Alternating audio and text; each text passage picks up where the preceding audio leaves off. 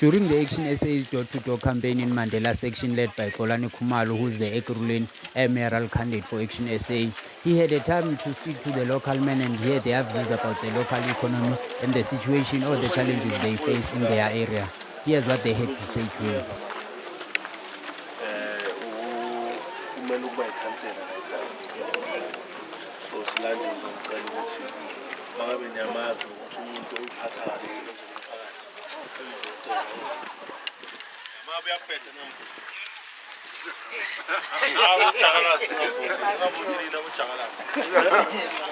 But my outside rent in a symbol outside.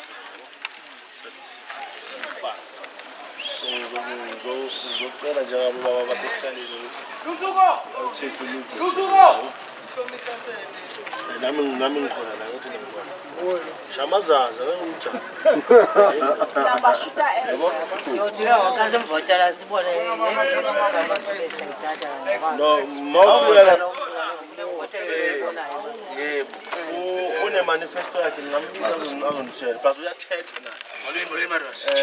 ngaka ihlelisa into hayi ukuthi makavotela wena uthizisha ngani bazosebenza kuzolayita abantu yakhanti kumnyama and bayakhumbula futhi asuzulibala into bebesigqoza ipatrol ngosandigada sisaselilibele yabo so yeah usezokuletha sizosebenza sizawulungisa ilight alesurichi ke sithi uyiphumbula nayibona. So le leader yethu sithi uyu umuntu emelani mele la ukuze umuntu uzolahlaleni iqonda ngithi yes kodwa mangawujakala singamvuki ucala nomsebenzi yabo ngiyaphinda futhi make awuthe grand mfakeli mangawujakala singamvuki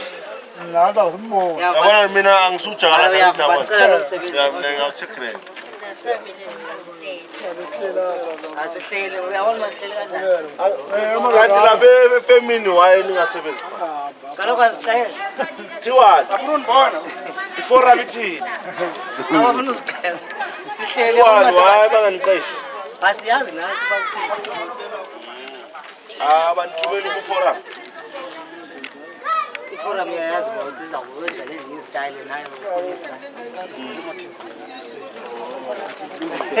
kodwa abantu abadala bafuna benicela nje ukuthi mhlawumbe kufika isikhathi sokuvota ngo-4 November nihambeni kuduma election esekhaya ngoba the reason why ningasebenzi ngoba ayikho into ezoshintsha manje kaloku asikaboni into ngoku angeke ubone ungathuka ntoni ufuna ukwenzani ufuna ukukha amapentshisi ungakatshali tshala unisele ukhama